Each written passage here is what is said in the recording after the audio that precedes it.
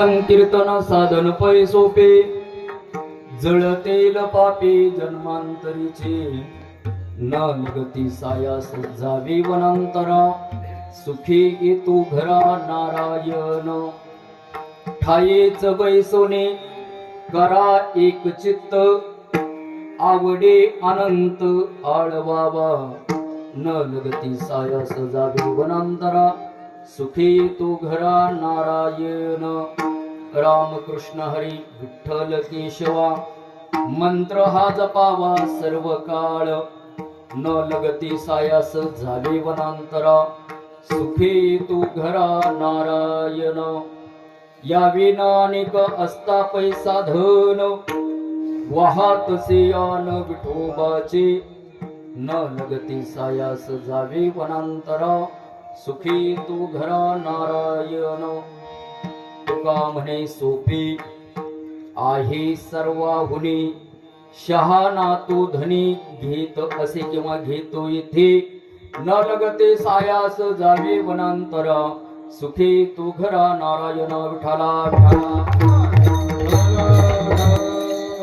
वक्रतुंड महाकाय सूर्यकोटी समप्रभ निर्विघ्नं कुरु मे देव सर्व कार्य यशो सर्वदा गुरुर्ब्रह्मा गुरुर्विष्णू गुरुर्देव महेश्वरा गुरुर् साक्षात् परब्रह्म तस्मै श्री गुरवे नमः योऽन्त प्रविश्य मम वाचि ममां प्रसुप्तां सञ्जीवयत्यखिल शक्तिध्वर सदाम्ना अन्यां च हस्तचरण श्रवणत्वगादि प्राणान्नमो भगवते पुरुषाय तुभ्यं समचरण सरोजं सान्द्र नीलाबदाभं जगननिहित पाणी मंडनं मंडनानं तरुण तुलसी माला कंदरं कंजनेत्रं सदैव धवलहासं विठ्ठलं चिन्तयामि पांडुरंगा करो प्रथम नमः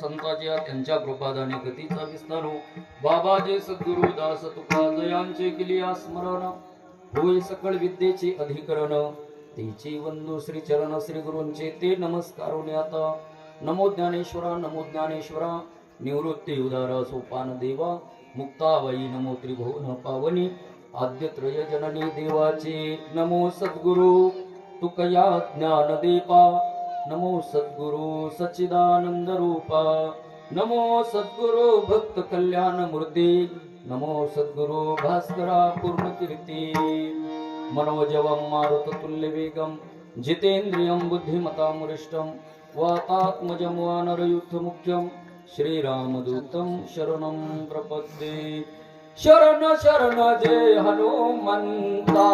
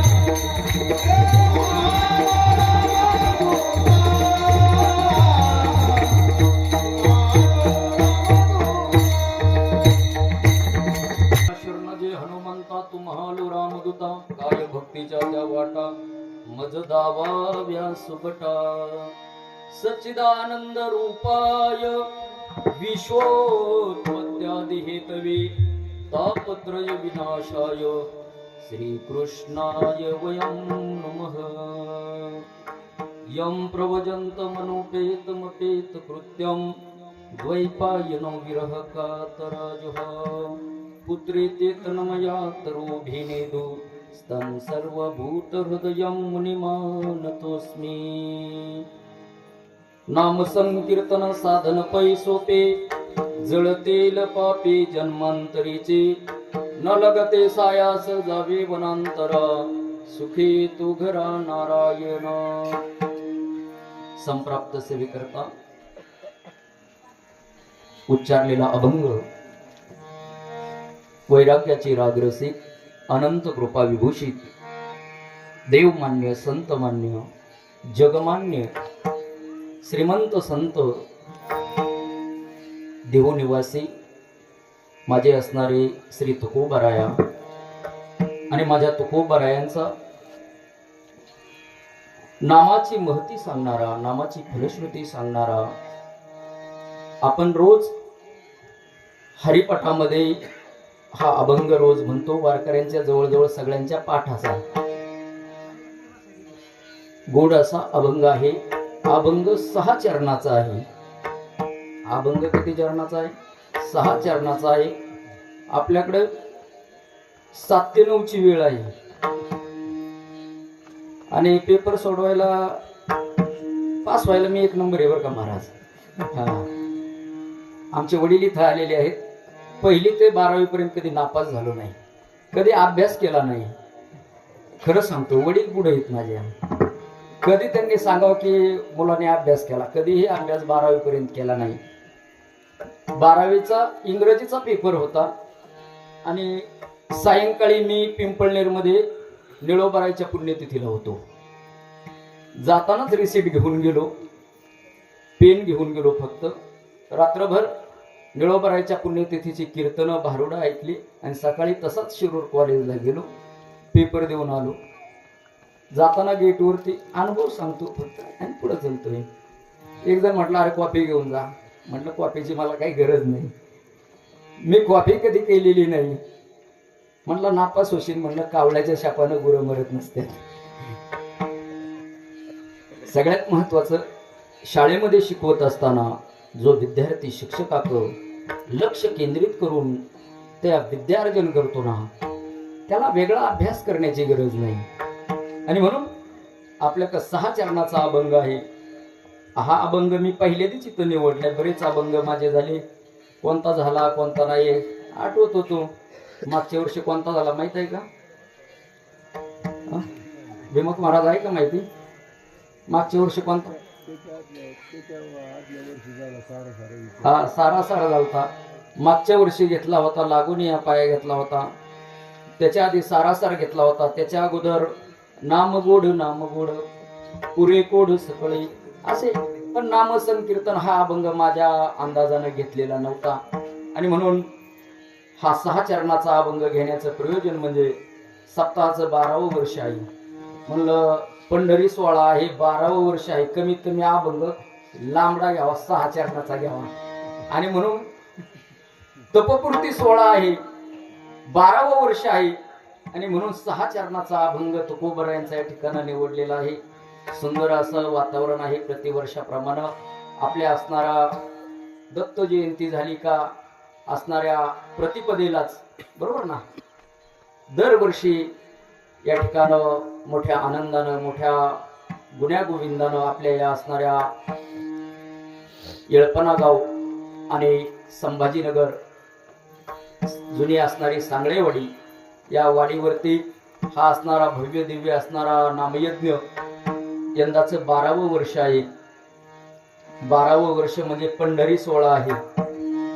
अतिशय पवित्र पर्वणीचा काळ आहे आणि या पंढरी 16चं पहिलं पुष्प असणाऱ्या माझ्या असणाऱ्या सर्व तरुण मंडळी असेल, भजनी मंडळ असेल, ग्रामस्थ असतील, सर्वांच्या असणाऱ्या आशीर्वादानं, सर्वांच्या असणाऱ्या प्रेमामुळं माझ्या वाटेला आलेलं हे पहिलं कीर्तन पुष्प आहे आणि सप्ताहाचं 12वं वर्ष आहे आणि माझंही 12वं कीर्तन आहे. पहा, 12वं कीर्तन आहे आणि आज योगायोगानं वडील आले. आमचा कृष्ण झोपला वाटते, झोपला. दिवसभर दमलेला होता. थंडी जरा कमी झाली, म्हटलं चला आपण काय करतोय हे कमीत कमी पोरांना समजावा आणि म्हणून पोरांना कथा कीर्तनाला नेलं पाहिजे. आपण जत्रेला घेऊन जातो, लग्नाला घेऊन जातो, पण नेमकं जिथं न्यायचं ना तिथं पोरांना आणत नाही. पोरं आता मग हरिपाठामध्ये तो अभंग म्हटला, त्याला शिकवलं नाही बरं का महाराज, शरद महाराज त्याला शिकवलेलं नाहीये, पण त्याने ऐकलाय आणि त्याच्यावरून मला समजलं मुलांना शिकून येत नाही. बच्चे सिखाने से सीखते नहीं, दिखाने से सीखते हैं. आणि म्हणून अरे आपल्या वाडीमध्ये काय उत्सव होतोय, काय हे धर्माचं कार्य होतंय, हे धर्म कार्य पोरांना आपल्या डोळ्यानं पाहावं, दाखवता आलं पाहिजे. आणि ते एकदा का जर पाहिलं, त्यांच्या अंतकरणामध्ये हे धर्माची बीज एकदा का रोवली गेली, मरेपर्यंत त्यांना कुठल्याही प्रकारचं काळजी राहणार नाही. आणि म्हणून सुंदर असं वातावरण आहे.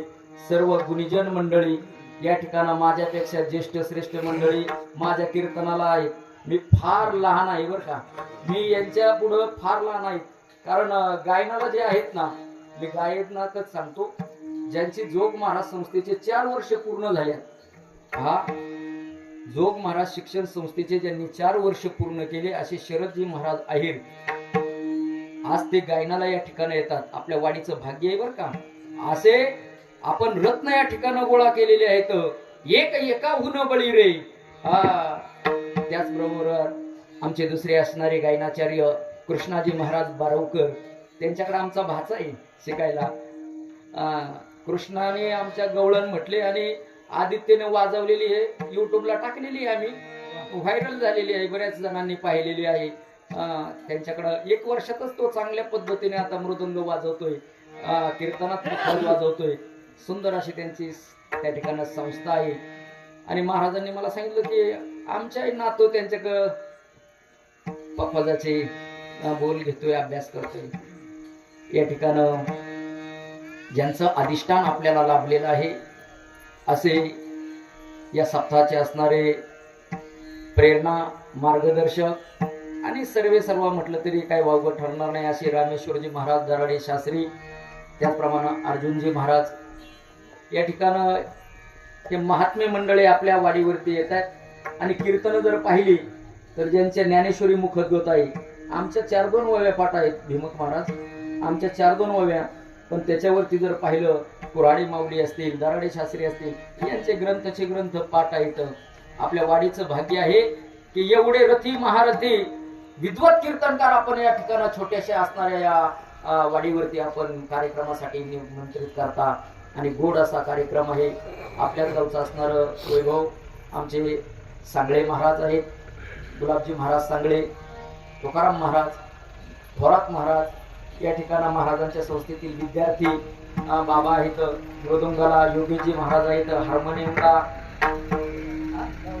धावडे महाराज, समोर बसलेले माझ्यापेक्षा वयानं मानानं ज्येष्ठ श्रेष्ठ मंडळी, जगताप महाराज या सप्ताहाचे मार्गदर्शक. सप्ताह कसा असला पाहिजे, सप्त्याला दिशा देण्याचं, संत महात्मे दिशा देण्याचं काम करत असतात. या सप्ताहाला दिशा देण्याचं, योग्य दिशेनं नेण्याचं काम करत आहेत. सगळा तरुण मंडळ, विनेकरी, तुळशीवाल्या, कळशीवाल्या, आमच्या असणाऱ्या सर्व माता भगिनी, आपल्याकडं अगदी वेळ कमी आहे, मुलं समोर बसलेली आहेत. 9च्या नंतर आपल्याला महाप्रसाद घ्यायचा आहे. आणि म्हणून ज्यांची माझ्याकडून नावं घेण्यात आली ते सगळे देव आहेत आणि राहिलेले कोण आहेत, महादेव आहेत. विठाला विठाला कीर्तन शूटिंग होतंय, गोरख भाऊ शूटिंग करतात आणि म्हणून थोडं जरा बोलताना जपून बोलावं लागणार आहे. आणि म्हणून अभंग जगद्गुरु तुकोबराय यांचा आहे, नामाची महती सांगणार आहे. तुकोबराय म्हणतात, नाम संकीर्तन साधन पै सोपे, जळतेल पापी जन्मांतरीचे. नाम हे असं काही एक साधन सांगतात तुकोबराय, हे असं साधन आहे या साधनावरती जर असणारा साधक जर आरूढ जर झाला, हे साधन आपल्याला जन्माजन्मांचं असणारं पाप घालवण्याचं काम करतंय. पहा, या कलियुगामध्ये आपल्याला जर उद्धार करून घ्यायचा असेल तर कलियुगामध्ये हरी नामाशिवाय माणसाचा उद्धार होऊ शकत नाही. कलियुगामध्ये तुम्हाला जन्म प्राप्त झालेला आहे. कलियुगामध्ये आयुष्य फार कमी आहे. कोणाला कधी जावं लागेल काही याची शाश्वती नाही. कलियुगामध्ये आयुष्य सांगितलं, अल्प आयुष्य मानव देह, शत गणिले ते अर्धरात्र खाये, मध्ये बालत्व पिढा रोग क्षय, काय भजनाशी उरले ते पाहिगा. या असणाऱ्या कलियुगामध्ये 100 वर्षाचं आयुष्य आहे. पण 100 वर्ष माणसं जगतात का? अहो, पूर्वी 100 वर्ष जगणारी माणसं होती. काल परवा आमच्या गावामध्ये एक दशक्रिया झाला. एक आजी 105 वर्ष जगली. पण एक असणाऱ्या मागच्याच असणाऱ्या 1 महिना 2 महिन्यापूर्वी अहो 25 वयाच्या मुलाला अटॅक येऊन मुलगा गेला. काय चाललेलं आहे? पूर्वी 100 वर्ष जगणारी माणसं आता 50व्या 30व्या 20व्या वर्षी मरू लागलेली आहेत. आणि म्हणून आयुष्य माणसाचं कमी कमी आयुर्मान कमी कमी होत चाललेलं आहे. आजच्या एखाद्या व्यक्तीला जर म्हटलं ना, बाबा अरे कुठपर्यंत जगावं वाटतोय, तो म्हणतो 60 पर्यंत गेलो तरी बरं आहे. काय म्हणतोय? आणि 60 पर्यंत गेलो तरी बरं आहे. पण 60 पर्यंत तुझा उद्धार करून घ्यायचं हे तुझ्या मनात कधी ध्यानात कधी येतंय का बाबा? अरे आपल्याला मिळालेलं जे नरदेह आहे ना, हा उद्धार करण्यासाठी तुम्हाला मिळालेला आहे. भगवंताचं भजन करण्यासाठी, भगवंताचं चिंतन करण्यासाठी तुम्हाला देह मिळालेला आहे. पण बरेच जण म्हणतात, महाराज आम्हाला मस्त वाटतंय हो भजन करावं, पण भजन आमच्याच्याने घडत नाही. एक सांगू का, भगवंताचं नाम मुखामध्ये येण्यासाठी एकतर माणसाकडं संस्कार असावे लागतात. भगवंताचं नाम मुखात येण्यासाठी 2 कारणानं माणसाच्या मुखामध्ये नाम येतं. पहिली महत्वाची गोष्ट, भगवंताचं नाम आपल्या मुखात येण्यासाठी आपल्यावरती आपल्या कुटुंबाचे, आपल्या घराण्याचे, आपल्या कुळाचे संस्कार जर असेल तर आपल्या मुखरविंदामध्ये भगवंताचं नाम हे आपोआप त्या ठिकाणं सहजरित्या ते आपल्या मुखरविंदामध्ये येत असतं. आणि जर आपल्याला जर ते संस्काराची शिदोरी जर नसेल तर आपल्याला जन्म जन्मांतरीचं पुण्य आपल्या पाठीशी जर असेल, ज्ञानोबा सांगतात, जन्म जन्मांतरीचे असेल पुण्य सामुग्री, तरीच जीवाग्री नाम येईल श्रीरामाचे. भगवंताचं नाम मुखामध्ये येण्यासाठी जन्मा जन्मांतराचं पुण्य असावं लागतं. नामदेव महाराज उगाच म्हणत नाही, जन्मो जन्मी आम्ही बहु पुण्य केले, जन्मो जन्मी आम्ही बहु पुण्य केले,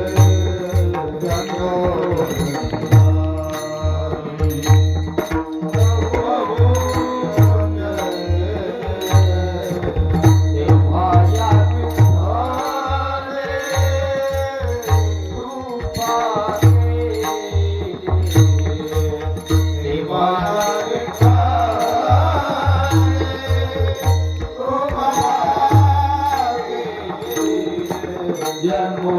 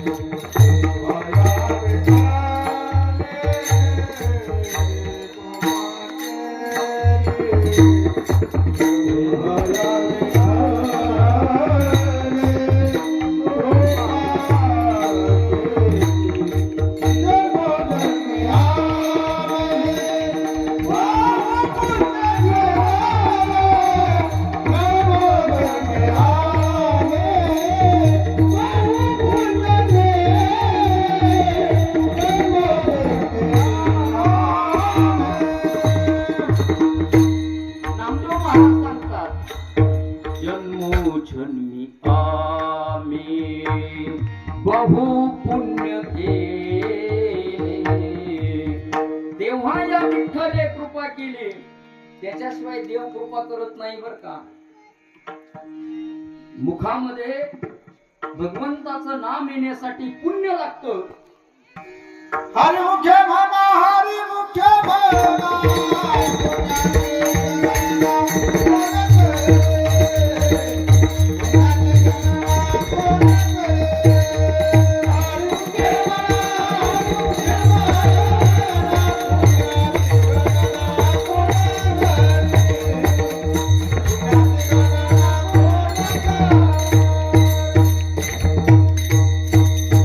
महाराजांनी गोड प्रमाण दिलं. हरिमुखे म्हणा हरिमुखे म्हणा पुण्याचे गणना कोण करी. म्हटले जर मुखानं जर हरीचं नामस्मरण केलं, देवाचं चिंतन जर केलं, तर पुण्याची गणना कोण करी. पुण्य अगणित होतंय, पण पुण्य अगणित होतंय, पण देवाचं नाम मुखात येण्यासाठी म्हणले जन्म जन्मांतरीचं पुण्य लागतंय. बघा आता कसं गमक आहे. जसं देवाचं नाम घेतल्याशिवाय नामाची गोडी लागत नाही, आणि गोडी लागल्याशिवाय देवाच्या नामाचा जप होतो का हो? हा, आपण म्हटलो ना रामकृष्ण हरी रामकृष्ण हरी रामकृष्ण हरी रामकृष्ण हरी. अहो जर गोडी जर नसेल ना, कधी रामकृष्ण हरी तोंडातून सटकून जातो आणि राम भाऊ काढता बाकू. आणि जर गोडी असेल तर अरे राम भाऊ येऊ द्या, नाही तर तिकडे श्याम भाऊ येऊ द्या, तो नामापासून सटकत नाही. नामाची गोडी लागल्याशिवाय नामस्मरण होत नाही, आणि नामस्मरण केल्याशिवाय सुद्धा नामाची गोडी लागत नाही. एक मुलगा माझ्यासारखा लग्न जमत नव्हतं, म्हणजे माझं झालंय बरं का. लग्न जमत नव्हतं, शेतीवाडी भरपूर. आता बऱ्याच जणांचा प्रश्न आहे, शेतकऱ्याला पोरगी कोण म्हणतोय द्यायची नाही? अहो शेतकरीच म्हणतोय द्यायची नाही. त्याला 5-25 एकर जमीन. किती एकर बाळा?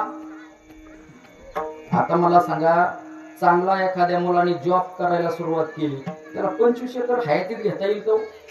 हा, 25 एकर 25 लाख 30 लाख 40 लाख रुपये एकर भाव चाललाय.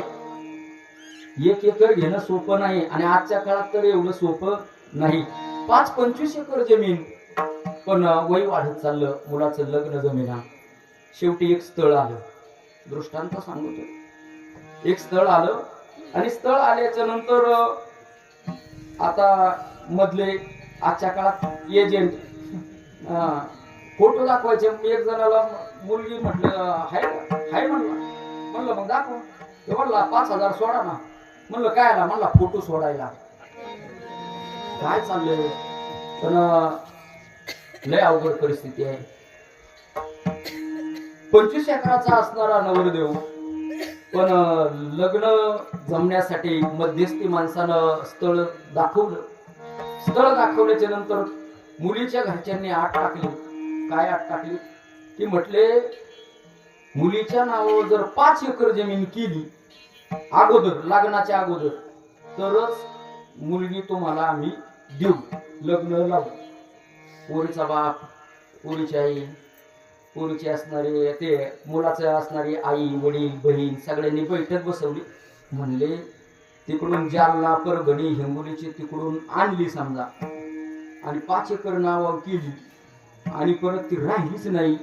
तर 5 गेली आणि पोरगी गेली.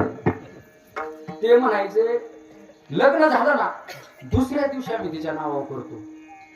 शेवटी त्यांनी काही नावावर केली नाही, त्यांनी मुलगी दिली नाही.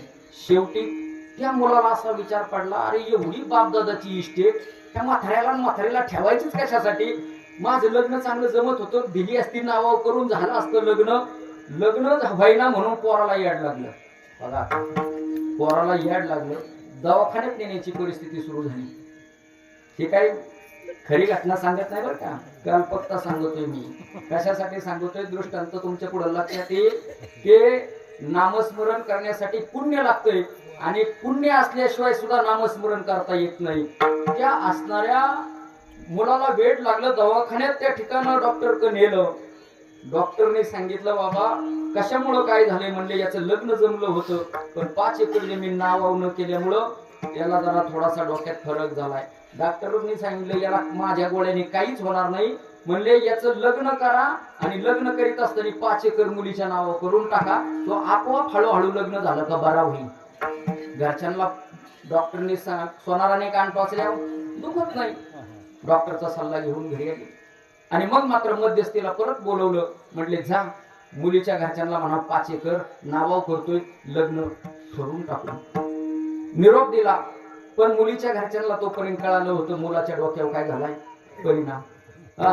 मुलीच्या घरच्यांनी मुलाच्या घरच्यांना निरोप पाठवला. म्हटले लग्न करायला मुलगी तयार आहे, पण आधी मुलगा नीट करा. काय सांगितलं? मुलगा नीट करा.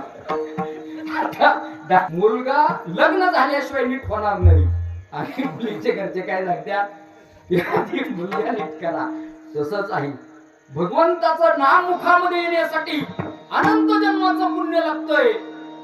अनंत जन्माचं पुण्य असल्याशिवाय मुखामध्ये भगवंताचं नाम येत नाही. आणि असणारं भगवंताचं नाम घेतल्याशिवाय पुण्याची प्राप्ती सुद्धा होत नाही. मग काय करायचं का नाही, माणसाने धडपड केली पाहिजे. जसं तिकडे मुलाचं जाऊ द्या मरू द्या, पण जरी आपल्या जन्मांतरीचं जरी पुण्य आपल्या पदरी जरी नसेल ना, आपण असणाऱ्या प्रयत्नानं संस्कारानं त्या सप्ताहाच्या माध्यमात इथं येऊन आपल्याला संगतीनं इथं हा सत्संग आहे. हा काय टाइमपास चाललेला नाही. हा 12 वर्षापासून या ठिकाणी यज्ञ चालू आहे. हा टाइमपास म्हणून नाही, एक आपल्याला काम धंदा नाही म्हणून नाही, किंवा पैसा जास्त झालाय म्हणून हा असणारा उद्योग चालू आहे असं काही नाही, किंवा महाराज मंडळीची पोट याच्यावेत असा तर बिलकुल हा विषय नाहीये. पैसे घेणारे ते वेगळे 50-60 त्यांचं नुसतं असतं आवाज वाढव गेम घे लिखो दे. पहिले ती सिस्टीम चांगली सिस्टीम पहिले ती बिघडूते. मी एका मोठ्या कीर्तनकाराचं नाव सांगतो. दयानिधी संतती तेनेचे पंथे चालू जाता, न पुढे गुंता कुठे काही. मार्ग आपल्याला जो दाखवलाय ना, हा आपल्या उद्धाराचा मार्ग आहे. पूर्वी गावामध्ये सप्ताह होता, इकडे धावडे मळ्यामध्ये सप्ताह होता, पण आपल्या वाडीतल्या सगळ्यांना जाता येत होतं का? नव्हतं. वृद्ध आबाल लहान मुलं सगळ्यांना हा आनंद घेता येत नव्हता. म्हणून असणारे हे उपकार आहे तो त्या मारुतरायाच्या असणाऱ्या प्रांगणामध्ये हा असणारा भव्य दिव्य हा कार्यक्रम सुरू झाला. आणि आता पंढरी सोहळ्यापर्यंत येऊन या पहिल्या असणाऱ्या दिवसापर्यंत येऊन पोहोचलाय. काय अन्नदानाचा या ठिकाणी महिमा आहे. एक सांगू का, या पर्व काळात जो अन्नदान करेल ना त्याला अगणित असं पुण्य भेटते बरं का. या सप्ताहाच्या काळामध्ये आता वाचक किती बसलेत महाराज? आज किती बसलेले? मला तर कळालं जे येणार नाही त्यांच्या घरीच पारायण होणार आहे. दपकृती 16 आहे बरं का. आपण आपले काम धंदे उद्योग व्यवसाय हे कायमच असतात बरं का. आपण जोपर्यंत समाजासाठी देवासाठी धर्मासाठी आपण वेळ देणार नाही ना, आपल्यावर वेळ आल्याच्या नंतर देव आपल्या मदतीला कोण येणार आहे? धावून नातेवाईक धावून येतात काय? कोण मित्र धावून येतात का? आपल्यावर प्रसंग आल्याच्या नंतर दुसरा कोणीच धावून येऊ शकत नाही. तो परमात्मा आपल्या एका चक्रपाणी वाचून या. आणि म्हणून त्याच्या असणाऱ्या या उत्सवामध्ये पारायणाला बसा. अहो वाचील जो कोणी ज्ञानेश्वरी कृपा करी हरी दयावरी, ज्ञान होय मुळा अति मूर्खत्या दगडा. काही जण म्हणतात आम्हाला वाचता येत नाही. अरे बाबा बोट फुलवून ती बोट. अहो बोटा ज्याला वाचता येत नाही सही करता येत नाही त्यांनी बोट फिरवल्या त्यांना ज्ञानेश्वरी वाचता यायला लागली. आमच्या जगताप महाराजांच्या असणाऱ्या नातवाच्या 150व्या पाठीत किती? अहो 150व्या. अहो ही कशाची कृपा आहे? अजून त्याला मला वाटतं लिहिता येत नसेल जास्त, पण हे वाचायला यायला लागलं. ही ज्ञानेश्वरीची कृपा आहे बरं का. ही असणारी ही सप्ताहाची कृपा आहे, ही माऊलींची कृपा आहे. इथं सगळेजण आले पाहिजे असं काय म्हणायचं नाही. हा माझा नाही कार्यक्रम. बऱ्याच जणांना असं वाटतं हे काय आपला आहे का? यात्रा आल्यावर माणसं म्हणतात चला पुढं पुढं चला पुढं चला. आणि कीर्तन असलं म्हणतात नाही ते आपलं काम नाही तिकडं, मग आपलं पुढं काम आहे. अहो हा यज्ञ हा असणार चिंतन भगवंताने देह सगळ्यांचा हरिभजन करण्यासाठी दिलेला आहे. देह दिला देहा माझ्या गोमाता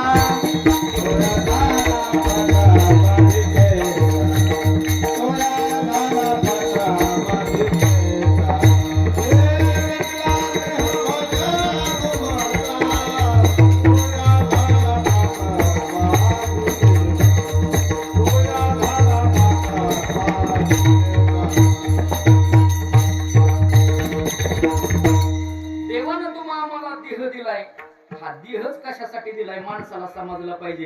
पण बऱ्याच जणांना असं वाटतं देवानं दिलं आपल्याला दिलेलंच नाही, आपण असंच अवतरित झालोय. बऱ्याच जणांना असं वाटतच नाही देवानं देव दिलाय. देवानं तुम्हा आम्हाला नरदेव दिलेला आहे.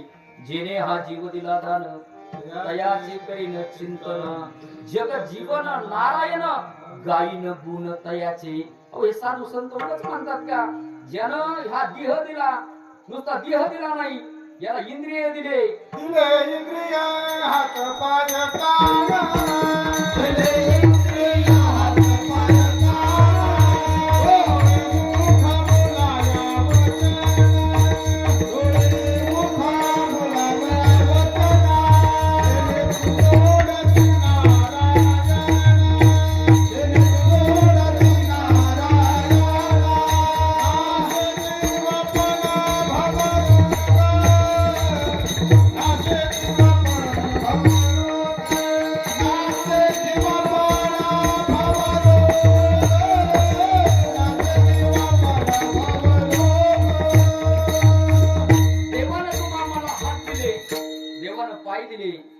देवानं तुम्हा आम्हाला मुख दिलं, देवानं तुम्हा आम्हाला कान दिले, देवानं डोळे दिले. एक सांगू का? डोळ्याची शक्ती कमी होणार आहे, कानाची शक्ती ऐकण्याची कमी होणार आहे, वाचा त्या ठिकाणी बोबडी होणार आहे. जशी लहान बाळाची बोबडी वाचा आहे तशी, जसं आपण येताना आपण जशी अवस्था होती ना तशी जाताना अवस्था होणार आहे. आणि म्हणून डोळ्याला आपण सांगितलं पाहिजे, अरे होता होईल तेवढं देवाला तू अंतकरणामध्ये साठवून ठेव. त्याला पाहायचं जर असेल तरी डोळे तुम्ही घ्यारी सुख, पहा विठोबाचे मुख, तुम्ही ऐका रे कान माझ्या विठोबाचे गुण. कान बहिरे व्हायच्या अगोदर त्या कानाने चांगलं ऐकून घेतलं पाहिजे. आणि चांगलं कुठं ऐकायला भेटतं? अहो कथा कीर्तनामध्ये चांगलं ऐकायला भेटत. अहो हात दिले देवानं, ते हात आपल्याला दान धर्म करण्यासाठी दिलेला आहे. सप्ताहामध्ये सडळ हातानं माणसानं देणगी दिली पाहिजे. नाही तर बरेच जण मी पाहत असतो, मी आमच्या गावात थोडं सप्ताहाचं नियोजनात असतो, बरेच जण ते म्हणतात ना बँकेत कोटी, पण देणगी द्यायला जर लागला तर इतका कंजूस इतका कंजूस. अहो 7 पिढ्या संपायचं नाही अशा काहींच्या प्रॉपर्टी आहेत. पण वर्गणी द्यायला लागली ना सगळ्यात कमी कुणी दिली बघा त्या. आता आम्ही रथाचं काम केलं. आमचा गाव छोटा आहे, 5 लाख रुपयाचा रथ बनवला माऊलींच्या वारीसाठी. गाव छोटस आहे. पण एक सांगू का? देणगी द्यायला ना, दान धर्म करायला माणसाचं पैसा लागत नाही, दौलत लागत नाही, दानत असावी लागते. काय असावी लागते? आपल्या वाडीची दानत येतो. अहो मोठमोठ्या गावात गरुड पक्षी नाही, गरुड नाही, गरुड महाराज आमचा कृष्ण झोपला, त्याला गरुड पाहायचा होता. म्हणला पप्पा इथं गरुड मानले. त्याला फार आनंद झाला गरुड पाहिल्याच्या नंतर. छोट्या गावावाडीमध्ये आजीबाईने महाराजांच्या कीर्तनात मी ऐकलं, आजीबाई सौजन्य स्वीकारते. अहो एक सांगू का? दान देण्यासाठी दौलत लागत नाही, दानत असावी लागते. आणि छोट्याशा वाडीवरती आपली या ठिकाणी सर्वांक दानत आहे. संध्याकाळचे 7 ते 9 पंक्ती केल्या. पहिले राहायचं पण माणसं खाऊन घरी निघून जायचे. काही जण यायचे. ह्या कीर्तनातल्या 8 दिवसाच्या काळात 8 कीर्तनामध्ये एखाद्या महाराजाचा एखादा शब्द अंतकरणाला लागला आणि माणसानं जर जीवन बदलून घेतलं ना, त्याचं जीवन उद्धरल्याशिवाय राहत नाही बाबा.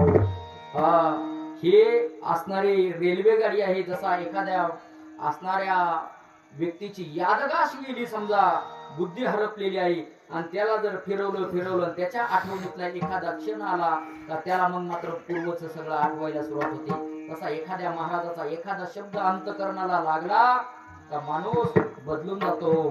वर्गणी देताना पुस्तक बघून तपासून देऊ नका, मस्तक तपासा. देवानं आपल्याला काय दिलं? अहो देवानं इंद्रिय दिल्या, हात दिले, पाय दिले.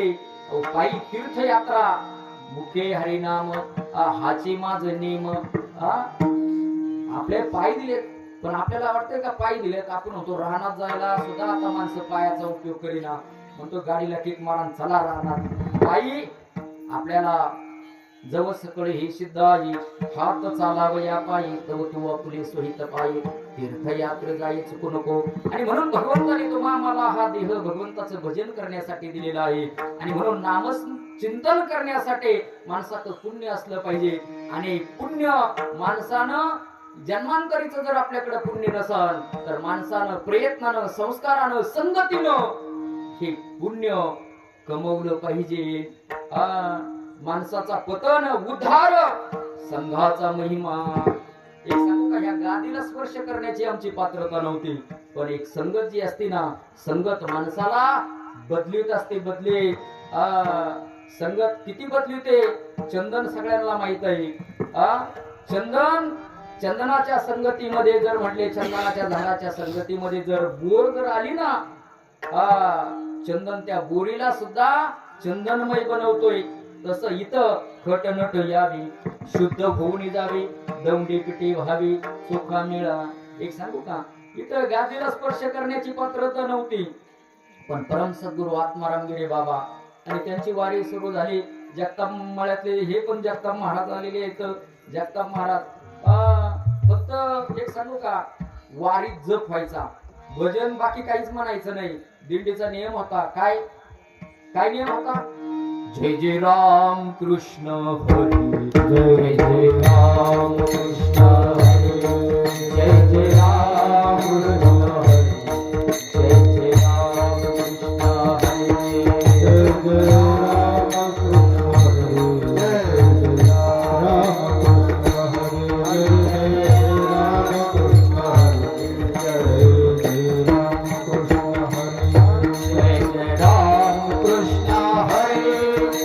जय राम कृष्ण हरी, जय जय राम कृष्ण हरी, जय जय राम कृष्ण हरी, जय जय राम कृष्ण हरी, जय जय राम कृष्ण हरी, जय जय राम कृष्ण हरी, जय जय राम कृष्ण हरी, जय जय राम कृष्ण हरी,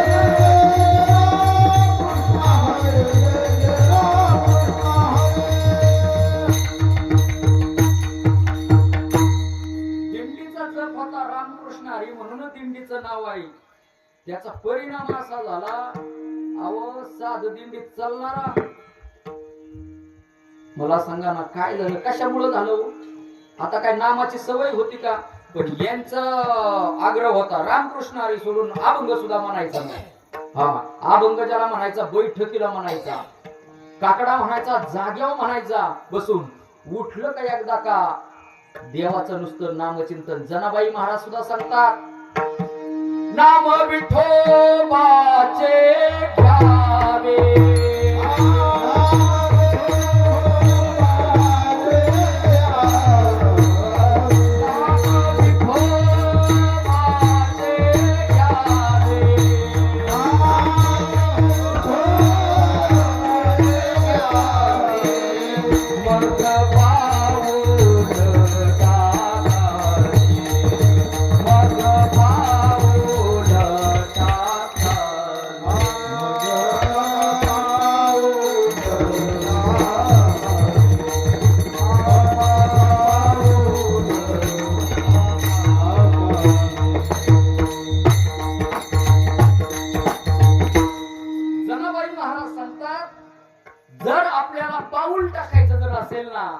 तर देवाचं नाव घेतल्याशिवाय माणसानं पाऊल सुद्धा टाकू नये. पण माणसाला हे समजलं पाहिजे आणि त्यांचेच काहीतरी ते असणारी कृपा आमच्याकडे सरली आणि त्याच्यामुळं ते म्हणतात ना, हळूहळू ढाळे ढाळे तुले ने एक वेळे मार्गाचे निबळे निश्चित ठाके. 12 वर्षापूर्वी अगदी असंच झालं. दर महिन्याला कीर्तन असायचं, दशमीला मांदळीत कीर्तन. पण पुढं पंक्तीवाले आर्थिकने जरा कमी पडू लागले, मग अन्नदान करू लागले. पण महाराजाला देणगी द्यायची आळंदीवरून विद्वत कीर्तनकार येत होते. विठ्ठल महाराज शास्त्री सारखे मोठमोठाले कीर्तनकार येत होते.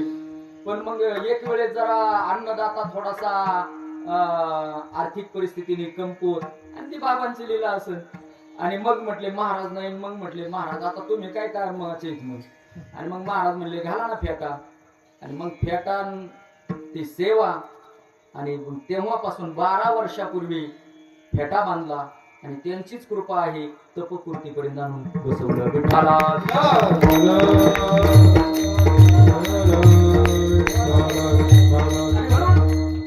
नामस्मरण आपल्याकडून घडलं पाहिजे. त्यांनी आमच्याकडून नामस्मरण करून घेतलं. त्या नामाचा प्रताप काय झाला. अहो साधा वारकरी कीर्तनकार झाला. कशाचा वारकरी कीर्तनकार झाला.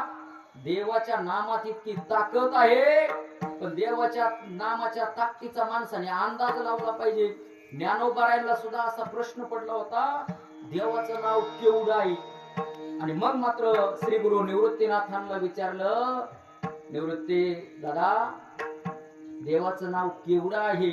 गगनाहुनी वाढ नाम आहे. गगनाहुनी वाढ नाम आहे. गगनाहुनी वाढ नाम आहे. गगनाहुनी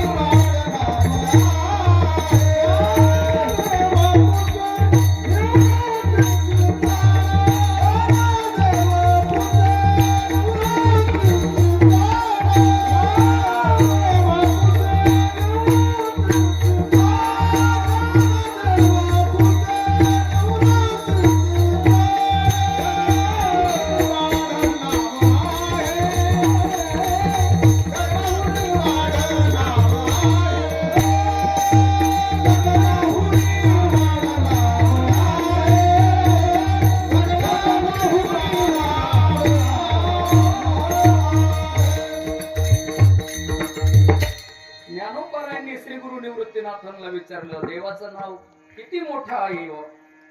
निवृत्तीनाथांना उत्तर दिलं गगनाहुनी वाढ नाम आहे. हरिपाठ जर आपण अभ्यासला ना हरिपाठ वारकऱ्याची साधना आहे बरं का. हरिपाठामध्ये लय ताकद आहे. आणि आम्ही महाराजच हरिपाठाने सुरुवात झालोय. आमचा गाथा पाठ नाही ज्ञानेश्वरी पाठ नाही फक्त आमचा हरिपाठ पाठ आहे. काय पाठ आहे आमचा त्या व्यासपीठावर सांगतो फक्त हरिपाठ पाठ आहे. अहो हरिपाठात काय ताकद आहे. देवाचं जर नामचिंतन जर केलं माझ्या माऊलींना विचारा. माऊली म्हणतात एखादा जर म्हणेल अहो आम्हाला नामानं काय भेटेल. माऊली सांगतात त्यानं जर वैकुंठाला जायचं जर ठरवलं तर त्याला वैकुंठाची प्राप्ती आहे. त्यानं जर ठरवलं की असणारं माझं हे जगातलं जे तीर्थाटन आहे हे मला करता येणार नाही पण नामस्मरणाने करता येईल का. माऊली म्हणतात सकळ ही घडली तीर्थाटन. सगळी तीर्थाटन घडतील. तया नराला धुले वैकुंठ जोडले. त्याला वैकुंठ जोडून देतात. भगवंताचं जर नामचिंतन जर केलं तर वैकुंठाची प्राप्ती होते. नवे नवे त्याला सगळं तीर्थाटन घडतंय. अहो तुम्ही हरिपाठ एकदा तपासा. हरिपाठाचा एक एक पदापदाचं जर चिंतन जर करायला जर गेलो तर किती हरिपाठ आपल्याला देऊन जातोय. फक्त हरिपाठ एकच सांगतो बाबांनो हरिमुखी म्हणा हरिमुखी म्हणा पुण्याची गणना कोण करी. तुमच्याकडे जर अगणित जर पुण्य निर्माण जर झालं ना तुम्हाला अशक्य गोष्टी स्वामी जसं सांगतात ना अशक्य ते शक्य करतील स्वामी. तसं भगवंताचं नाम जीवनात अशक्य गोष्टी शक्य करण्याचं सामर्थ्य फक्त देवाच्या नामामध्ये आहे. देवाच्या असणाऱ्या चिंतनामध्ये आहे. आणि म्हणून तुकोबराय घेतलेल्या अभंगाच्या पहिल्या असणाऱ्या चरणात सांगता देवाचं नामस्मरण जर केलं नाम संकीर्तन साधन पैसा नाम संकीर्तन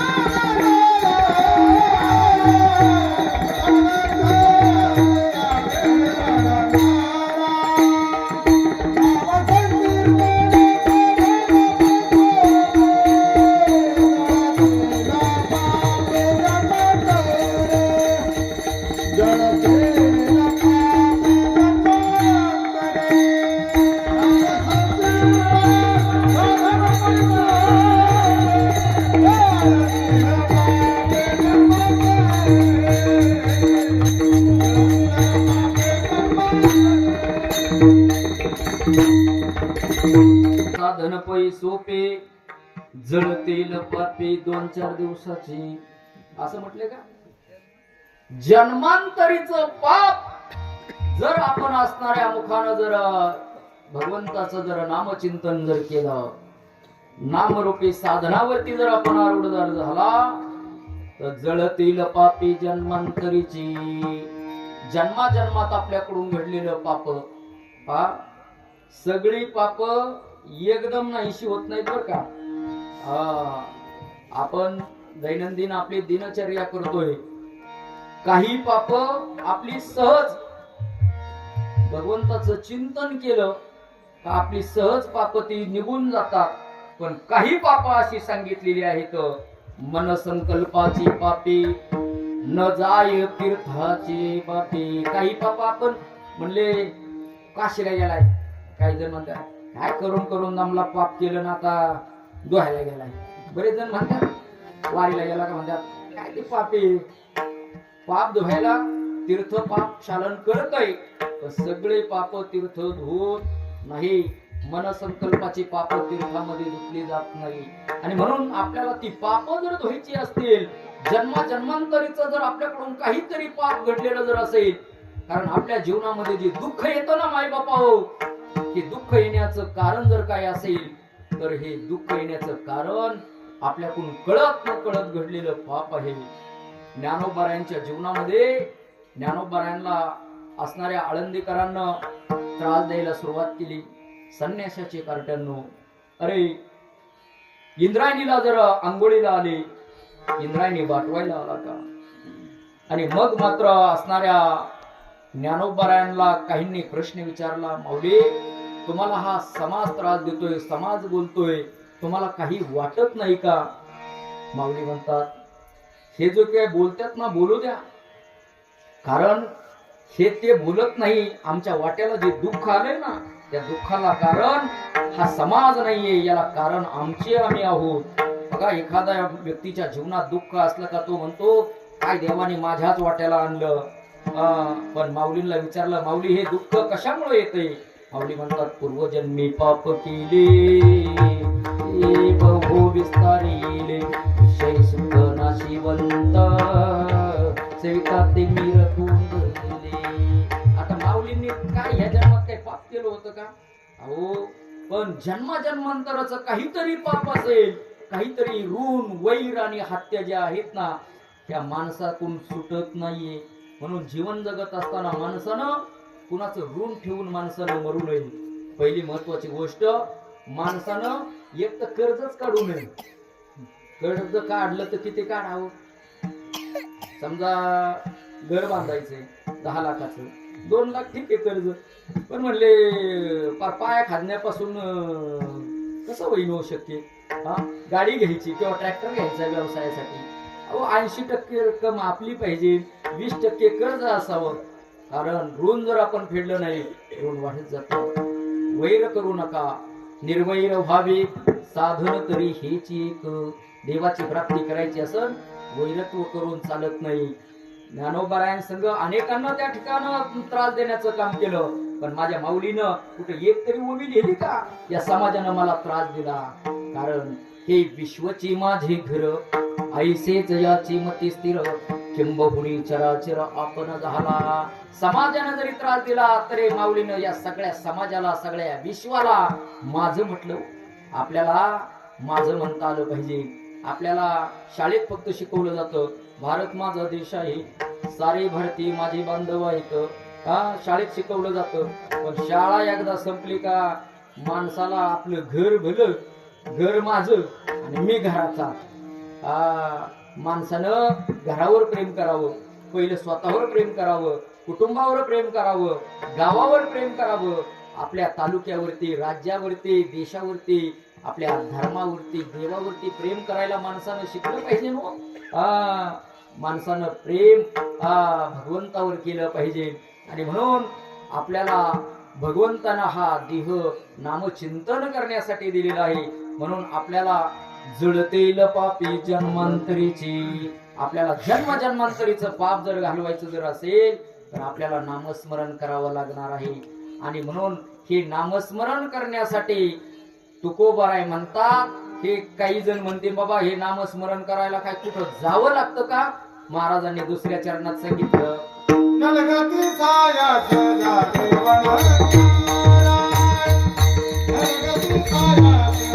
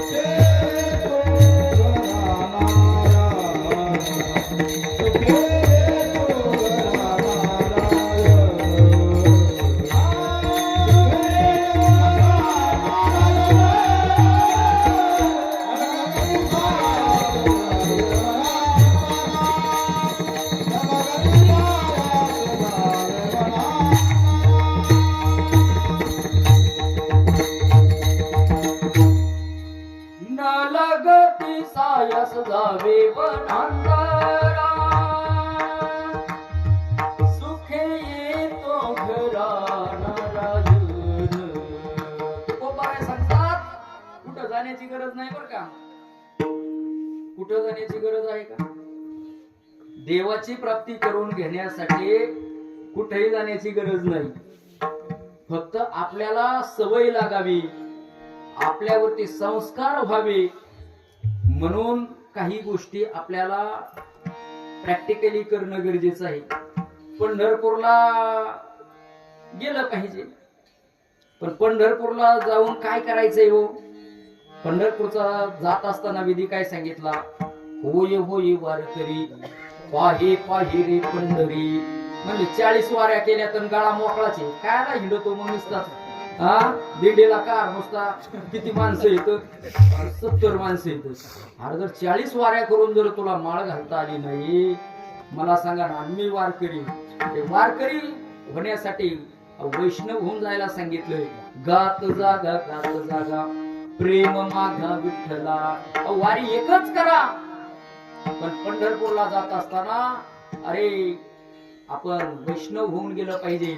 पंढरपुरात कशासाठी उभं राहिलंय, कुणामुळे उभं राहिलंय ते एकदा का जर पाहिलं ना, परत आपल्याला पंढरपूरला जाण्याची गरज नाही. विटेवरचा असणारा पांडुरंग परमात्मा कशासाठी, कुणासाठी उभा आहे? कुंडलिकासाठी उभा आहे. कुंडलिकाच्या भावार्था गोकुळी होणी झाला येता. कुंडलिकानं काय केलंय? आई वडिलांची सेवा केली. आई वडिलांच्या सेवेमुळं कुंडलिकाला परमात्मा त्या ठिकाणी कुठं आला? सुखे येतो घरा नारायण. माणसाला आई वडील समजले पाहिजे. आता आमचे दादा आल्या, रोज आई वडिलांचं दर्शन घेतल्याशिवाय मी बाहेर जात नाही. इथं वडील आलेले आहेत आणि आमचा कृष्ण सुद्धा रोज पाया पडतोय. हे संस्काराने होते बरं का. आणि वंदन करण्यामध्ये शक्ती. त्याचा जो अनुभव घेईल ना त्याला त्याची प्रचिती आल्याशिवाय राहत नाही. असणारा पंढरपूरचं सामर्थ्य माणसाला समजलं पाहिजे. आपल्याला कुठेही जाण्याची गरज नाही, फक्त आपल्याला सिस्टीम समजली पाहिजे. तसं नामस्मरण करण्यासाठी आपल्याला कुठेही जाण्याची गरज नाही. पूर्वी राजे लोकांनी त्याग केले. मदलसा प्रकरणामध्ये वर्णन आले. 18 भार वनस्पती फुले फळे बोलते मादी त्या पोखरणे नदी गंगा वाहती जागरी कुल स्त्रिया राज्य राणी संपत्ती ते सुख सांडोनिया कासया योग सेविते बरी येते मदलसा शुभम जो जो रे बाळा.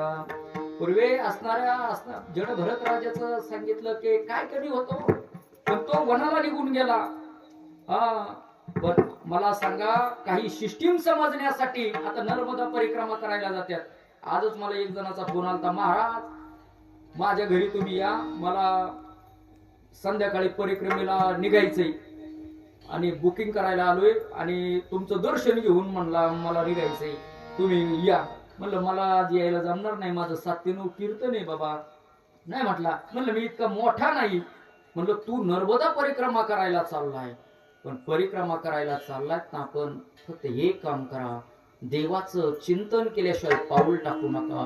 कारण ज्ञानोबा सांगतात, त्रिवेणी संगमे नाना तीर्थी भ्रमी चित्त नाही नामी तीर्थी व्यर्थ. आपण जर तीर्थाला भ्रमण करत असाल आणि जर आपल्या मुखरविंदात जर नामस्मरण नसेल, संसाराच्या गप्पा असतील, तर आपल्याला फलद्रूप होणार नाही. आणि म्हणून आपल्याला कुठेही जाण्याची गरज नाही. न लगती सायास जावे वनांतरा. नर्मदा परिक्रमा करायला जा. आपण गोदावरी परिक्रमा आपल्या असणाऱ्या महाराजांनी केली, पण ती काही नुसती याडा मारून यायचंय का? अहो ती करीत असताना, परिक्रमा करीत असताना सतत भगवंताची घोकणी करीत राहणं ही खरी फलश्रुती आहे. आणि हे माणसाला वर्म एकदा का समजलं, माणसाला वर्म समजलं पाहिजे. कोणत्या पण गोष्टीचं वर्म कळालं ना, मग ती गोष्ट अवघड नसती. जसा मारका बैल आहे आणि फक्त कळालंय मारका बैल आहे, जो शहाणा शेतकरी असतो ना, ते म्हणतो असू द्या मारका, त्याला घ्यायचा आहे. तो काय करतो, गेल्या गेल्या पहिलं दाव पकडून त्याची येसन पकडितो. येसन एकदा हातात आली का जाबड्यात बोट घालून किती दात हे काळ झाले तर काय बघतो का, हे वर्म कळालं नाही एकदा, ती गोष्ट काहीच करत नाही. तसं भगवंत आपल्या घरी यावा जर असं वाटत असेल, त्या हृदयात यावा जर असं वाटत असेल, येऊनी गोपाळ राहेत येते, तर तुका म्हणे चित्त करारे निर्मळ. आपलं चित्त निर्मळ करावं लागणार आहे. आणि चित्त कशाने निर्मळ होत आहे? भगवंताच्या चिंतनानं निर्मळ होत असतंय. आणि म्हणून सुखे येतो घरा नारायण. साक्षात पंढरीचा पांडुरंग सुद्धा आपल्या घरी आल्याशिवाय राहणार नाही. त्या पांडुरंग परमात्म्यानं असणाऱ्या साधू संतांच्या घरी यावं आणि असणाऱ्या साधू संतांच्या घरी अहो कसलीही काम करण्याचं काम करावं. याचं कारण जर काय असेल तर त्या असणाऱ्या साधू संतांना व्याकुळतेनं, तन्मयतेनं त्या परमात्म्याचं चिंतन केलेलं आहे. कधीतरी काकड्यातला अभंग बघून घ्या. उच नीच काही नेने भगवंत तिष्ठी भाव भक्त दिकुनिया दासी पुत्र कन्या विदुराच्या बक्षी. प्रल्हादाशी काय दैत्या घरी लक्षी प्रल्हादाशी चर्म रंगो लागे रोहिदासा संगे कबीराच्या मागे सेले विने सजन कसा या विकू लागे मांस माळ्या सावत्यास कृपू लागे नरहरी सोनार घडू कुंकू लागे सोफ्या मेळ्या संगे ढोळे रुढे. 11 चरणाचा अभंग. कधीतरी सगळं काय तुम्ही म्हणताना महाराज सांगा बऱ्याच जणांना असं वाटतं चांगलं चाललंय महाराजांनी सांगावा. कधीतरी वाचा जरा काकडा, ज्ञानेश्वरी, तुकाराम गाथा, हे सगळं काही नाही. आमच्याच महाराज लोकांना नुसते पाकिट गोळा करण्यासाठी नाही ग्रंथ तुकाराम महाराजांनी साधू संतांनी निर्माण केलेली. त्या जड जीवाचा उद्धार व्हावा म्हणून सकल वाङ्मय निर्माण झालेलं आहे. महाराज मंडळीला पाकिट गोळा करण्यासाठी नाही. आणि म्हणून सुखे येतो घरा नारायण. देव आपल्या घराला येईल, पण त्याच्यासाठी आपल्याकडे तेवढी व्याकुलता पाहिजे. देवाविषयी, देवाच्या नामचिंतनाविषयी आपल्याला तेवढी तन्मयता लागली पाहिजे. अरे देवाच्या भेटीसाठी आपल्याला तेवढी ओढ लागली पाहिजे की काय मी उद्धार पावीन, काय कृपा करील नारायण. ऐसे तुम्ही सांगा संत जन करा समाधान चित्त माझे गये खंड येईल माणसाला तळमळ लागली पाहिजे हो. जगद्गुरु तुकोबाराय अहो दर महिन्याची माझ्या पंढरीची वारी करायची पांडुरंगाचे शुद्ध वारीला पांडुरंगाच्या भेटीसाठी जायचे. एक महिन्याला असा प्रसंग घडला की जगद्गुरु तुकोबारायांच्या अंगामध्ये ताप भरला आणि तापानं फणफणले होते तुकोबाराय. तुकोबारायचा अंगामध्ये ताप इतका वाढला होता की तुकोबारायला वारीला जाता येईना. आणि मग मात्र तुकोबारायची अवस्था अत्यंत बिकट होऊ लागली. वारकरी मंडळी पंढरीला निघालेत आणि तुकोबारायला जाता येईना. पाऊल सुद्धा टाकण्याची इतकी अंगामध्ये त्राण राहिलेला नव्हता. तुकोबाराय व्याकुळ झालेले होते. आणि वारकरी निघल्याच्या नंतर पंढरीला वारकरी निघाले. ओढ लागली होती. पांडुरंगाची भेट झाली नाही. पांडुरंगाचा धावा चालू केला. आणि मग मात्र वारकरी जात असताना माझ्या तुकोबारायने 20 अभंगाचं एक पत्र लिहिलं. 20 अभंगाचं पत्र लिहिलं आणि ते वारकऱ्याजवळ म्हणले एवढं पत्र लिहून माझ्या असणाऱ्या पांडुरंग परमात्म्याला वाचून दाखवा. वारकऱ्याने ते पत्र घेतलं आणि ते पत्र घेऊन वारकरी मंडळी मजल दर मजल करत पंढरपुरामध्ये पोहोचले. पंढरपुरामध्ये वाळवंटामध्ये गेले. चंद्रभागेचं स्नान केलं. चंद्रभागे स्नान विधी तो हरिकथा. आणि मग मात्र पांडुरंगाच्या रावळामध्ये त्या ठिकाणी असणाऱ्या समोर गेलेले आहेत चोखोबारायचं दर्शन झालं. नामदेव पायरीचं दर्शन घेऊन असणाऱ्या महाद्वारामध्ये असणाऱ्या गरुड खांबापाशी आले आणि गरुडाजवळ जाऊन ते असणार पत्र दिलं. आणि मग मात्र ते असणार पत्र असणाऱ्या पांडुरंग परमात्म्यानं वाचलं. आणि पांडुरंग परमात्म्याला वाचून दाखवल्याच्या नंतर जगद्गुरु तुकोबाराय वारीला येऊ शकले नाहीत. आणि ती असणारी तन्मयता, ती तळमळ, ती असणारी आत्मीयता त्या पत्रातून त्या अभंगातून ऐकल्याच्या नंतर भगवान परमात्मा रुक्मिणी आई साहेबाला म्हणतात आज सगळी असणारी संत मंडळी आल्यात. पण या असणाऱ्या संत मंडळीमध्ये माझा असणारे तुकोबाराय आलेले नाहीत. तापाने फणफणले आहेत. मला त्यांच्या भेटीसाठी जावं लागणार आहे. पण एक मनानं कच खाल्ले. अरे विश्वातली सगळे ऋषी मुनी संत मंडळी माझ्या वारीसाठी आलेली आहेत आणि मी जर गेलो तर कसं होईल. आणि मग मात्र असणाऱ्या रुक्मिणीला सांगितलं की वारी झाली का मी माझ्या असणाऱ्या तुकोबारायला भेटायला जाईल. आणि मग मात्र असणाऱ्या देवानं वारी झाल्याच्या नंतर माझ्या तुकोबारायला भेटायला दिहू गावाला यावं. सुखे येतो घरा नारायण. सावता महाराजाला भेटायला कोण जाते हो. सावता महाराज कधीही पंढरपूरला गेले नाही. पण सावता महाराजांनी भक्ती अशी केली. शेतातल्या पिकाला भगवंत मानलं. पाटातल्या पाण्याला चंद्रभागेचं तीर्थ मानलं. प्रत्येक पिकामध्ये देव पाहिला. त्याचा परिणाम असा झाला जगाचा मालक पालखीत बसून आषाढ वद्य त्रयोदशीला आरण भेंडीला माझ्या सावता महाराजाला भेटायला येतोय. याच कारण काय आहे. ठाईच न लगते सायास जावे वनांतरा सुखी येतो घरा नारायण. कुठेही गेले नाही सावता महाराज तरी त्यांना भेटण्यासाठी त्या ठिकाणी भगवान परमात्मा आला. म्हटले भगवान परमात्मा येतो पण याच्यासाठी काय करावं लागतं. ठाईच बैसून करा एक चित्त. याच्यासाठी जाग्यावर बसायचंय. नामस्मरण करण्यासाठी म्हणले काय करावं लागेल का. काही नाही करावं लागत. नामस्मरण करण्यासाठी म्हणले असाल ते करा जेथे तेथे. काळ वेळ नाम उच्चारिता नाही. कधी करावं लागेल. ज्ञानोबराय सांगतात याच्यासाठी काळ वेळ स्थळ काही लागत नाही. नामस्मरण करण्यासाठी कोणत्याही काळामध्ये कोणत्याही वेळेमध्ये. आता बरेच जण म्हणतात आम्हाला राम राम घ्यायचं नाही. आता राम राम घ्यायचा नाही म्हणतात.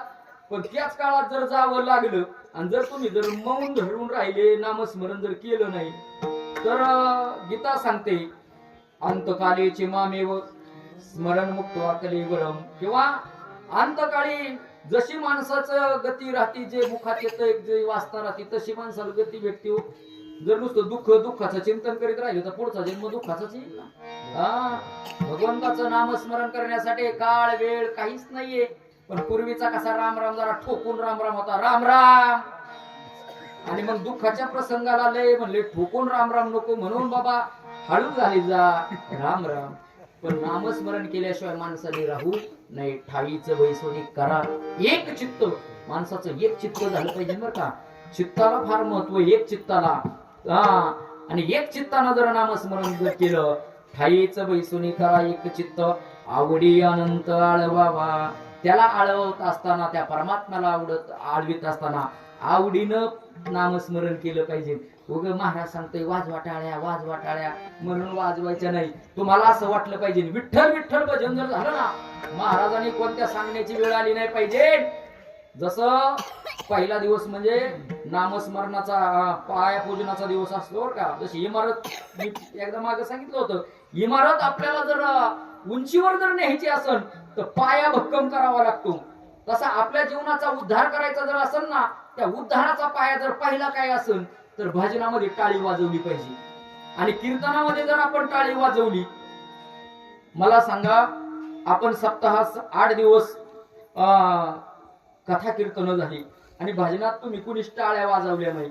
म्हणले एखाद्या इंजिनियरने सुंदर प्लॅन काढला, स्टील चांगलं वापरलं, सिमेंट चांगल्या क्वालिटीचं वापरलं, पार मुरमाला नेहून खड्डा लावला बंगल्याचा, चांगला सगळं भरलं बिरलं, आणि त्याला पाणी जर मारलं नाही तर इमारत खाली राखवानी कोसळलं ना. तसं आपलं खरं पाप जाळण्याचं काम जर काय करत असेल ना, टाळी. म्हणून करी टाळी बोला मुठी नाम. आपण टाळी वाजवली पाहिजे. आज सांगितलं, उद्या कीर्तनकाराला कोणत्या सांगण्याची वेळ आली नाही पाहिजे. ज्या ज्या वेळेस विठ्ठल विठ्ठल भजन होईल त्यावेळेस आपण नामचिंतन केलं पाहिजे. म्हणून ठाईचं वैसोनी करा एक चित्त, आवडी अनंत आळवावा. आवडीनं आपण टाळी वाजवली पाहिजे. अरे माझं पाप जाणार आहे. त्या विठ्ठल विठ्ठल भजनामध्ये ज्यावेळेस जय घोष होणार आहे ना, त्यावेळेस आपलं पाप जाणार आहे आणि आपल्याला अगणित अशी पुण्याची प्राप्ती होणार आहे. तुकोबराय म्हणतात, याच्या व्यतिरिक्त दुसरं साधन नाही. या विना अनेक आस्था पै साधन, वाहतसे आन विठोबाची. याच्यापेक्षा वेगळं साधन नाहीच आहे. या कलियुगामध्ये आपल्याला जर उद्धार करायचा जर असेल, एखादा म्हणून मी चांगलं यज्ञ करायला बसतो. अरे यज्ञ करायला बसायची गरजच नाही. राम म्हणता वाट चाली, यज्ञ पाऊला पाऊली. यज्ञाला खर्चच कशासाठी करतो? आता यज्ञ आपल्याला करता येणार आहे का? हातीच्या सोंडेवानी गावरान तुपाची धार. गावरान तूप आता राहिले का? नुसतं तूप राहिलं नाही. तूप म्हणलं का माणसं म्हणतात संपलेले. एक सांगू का, अन्नाची शुद्धता ही तुपानं होत असते. शरीराची शुद्धता स्नानानं आहे, धनाची शुद्धता दानानं आहे, आणि कुळाची शुद्धता भगवंताच्या नामानं आहे. परंपरा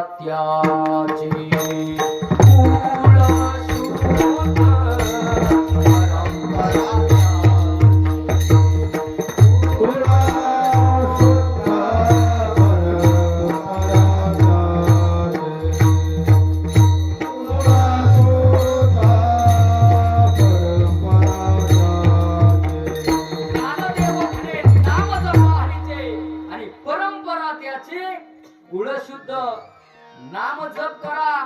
भगवंताच्या नामाचा जर जप केला म्हणजे या विना अनेक आस्था पै साधन. आपल्याला कुळाची शुद्धी करायची असेल, आपल्याला कशाचीही शुद्धी करायची असेल ना, आपल्याला वास्तूची जरी शुद्धी करायची असेल ना, वास्तू शांतीचा विधी जरी आपण जरी केला ना, तरी कथा कीर्तनानं नामचिंतनानं भजन. माणसं म्हणतात भजन ठेवा. भजन कशासाठी ठेवायचं असतं? अहो दोष घालवण्यासाठी असतंय. नामानं अहो जळती दोषाची डोंगर. हे नाम इतकं तारक आहे. नाम कसंही बर का, हे साधन सांगितलंय ना, नामाचं साधन. हे नामस्मरण माणसानं दांभिकतेनं करू द्या, जाणतेपणानं करू द्या, नेमतेपणानं करू द्या, नाही तर कसंही करू द्या. नाम त्याचा प्रताप दाखवल्याशिवाय राहत नाही. पहा, फक्त आता जाता जाता एक दृष्टांत सांगून जाईल. हा भगवंताचं नाम कसंही करा. एक राजा होता आणि त्या राजानं आपल्या नगरीसाठी तलाव बांधला. तलाव सुंदर होता. तलावातलं पाणी खराब होऊ नये म्हणून पाण्यात काय सोडले पोरांनो? आ तलावात सोडले मासे, कारण मासे पाणी शुद्ध करतात. पण पुढे पुढे असं झालं, तलावातलं पाणी शुद्ध झालं पण पुढे पुढे सोडलेले मासे कमी होऊ लागले. राजाच्या लक्षात आलं. राजा फेरफटका मारायला गेल्या. मग राजानं मासे कमी का होत्यात म्हणून त्याच्यावरती युक्ती केली. म्हणले मासे कमी होत्यात याचा अर्थ कोणतरी मासे काढून नेते. मग 2 रक्षक ठेवले. पण 2 रक्षक ठेवून सुद्धा पुढे मासे कमी होऊ लागले. आता रक्षक ठेवून मासे कमी होऊ लागले म्हणले शेतच खाल्लं कुंपणाने. हा जशी जुनी म्हण आहे ना, म्हणजे रक्षकच मासे खाणारे. मग मासे राहते का? राजाच्या लक्षात आलं. राजा म्हणला रक्षकांना घरी निघा, आता मासे कमी कसे होतात म्हणले मी बघतो. आणि मग राजाच्या लक्षात आलं की मासे नक्की कोणतरी चोरते. म्हणून राजा रात्रीचा फेरफटका मारायला जायचा. एक असणारा कोळीदादा मासे पकडण्यासाठी येत होता. आणि तो रात्रीच्या प्रसंगाला, काल जशी पौर्णिमेची रात्र, आज लवकरच चंद्रोदय झाला आणि मग अशा उजेडामध्ये त्याला मासे पकडायचा त्याचा कार्यक्रम चालू झाला. आणि राजे आले आणि कोणीतरी आले म्हणून त्याला चाहूल लागली. आणि चाहूल लागली म्हणून त्याच्या लक्षात आलं नक्की राजा दिसतोय, राजा आता मला सोडाव देईन. बघा, राजा सोडाव देईन असं त्याच्या लक्षात आल्याच्या नंतर त्यानं काय केलं, त्या सरोवरातला असणारा गाळ अंगाला लावला. थंडीचे दिवस, ऋतुकाळ हेमंत, नक्षत्र रोहिणी. हेमंत ऋतूमध्ये नक्षत्र रोहिणी आणि थंडी असते. या काळामध्ये थंडीचे दिवस असतात. अशा थंडीच्या याच्यामध्ये अंगाला गाळ लावून उघडा बंद झालेला, सगळं अंग त्यानं मातीनं माखलेलं. आणि राजाजवळ आल्यावर राजाला असं वाटलं, अरे एवढ्या थंडीच्या काळात माझ्या असणाऱ्या नगरीमध्ये तलावाच्या काठावर येऊन कोण साधू म्हणले ध्यानस्थ बसलेला आहे. आता हा वाचण्यासाठी, मरणाच्या तडाख्यातून वाचण्यासाठी फक्त दम भिकतेलं खोटं भजन करत होता. डोळे झाकून घेतलेले, नामस्मरण काय करायचं हे त्याला माहितही नव्हतं. राजानं त्याला हाताला धरलं, म्हणले नगरीत चला. नगरीत नेऊन त्याचा सन्मान केला. त्याला उंच वस्त्र परिधान करायला दिले त्या असणाऱ्या कोळीदादाला, कोण म्हणून? साधू म्हणून. आणि मग मात्र त्या कोळीदादाच्या असं लक्षात आलं, अरे मासे पकडण्यापेक्षा जर खोटा साधूचा वेश घेतला तर राजा एवढी आपली उठाठेव करतोय, खरा जर साधू जर झाला तर देव आपली काय कुठपर्यंत आपल्याला घेऊन जाईल. देवाचं नामस्मरण कसंही करा, गांभीर्यानं करा, कुठल्याही अंगानं करा, त्याचा आपल्याला फलश्रुती मिळाल्याशिवाय राहत नाही. म्हणून या विनानिक असता पै साधन वाहत सेयान विठोबाची आणि घेऊन शपथ घेऊन तुकोबाराय सांगतात, याच्यापेक्षा वेगळं नाही बर का साधन. एखादी गोष्ट माणूस काय म्हणतो, खरं सांग, शपथ घेऊन सांग. तसं तुकोबाराय काय सांगतात, या विना अनेक असता पै साधन वाहत सेयान विठोबाची. माझ्या पांडुरंगाची शपथ घेऊन सांगतो, याच्यापेक्षा वेगळं साधन नाहीये. नामस्मरण करा. अहो महाराज, आम्ही नामस्मरण करू, पण ते नामस्मरण कोणतं करायचं? ते नामस्मरण करायचं हातानं टाळी आणि मुखानं त्या पांडुरंगाचं भजन. विठोबा रखुमाई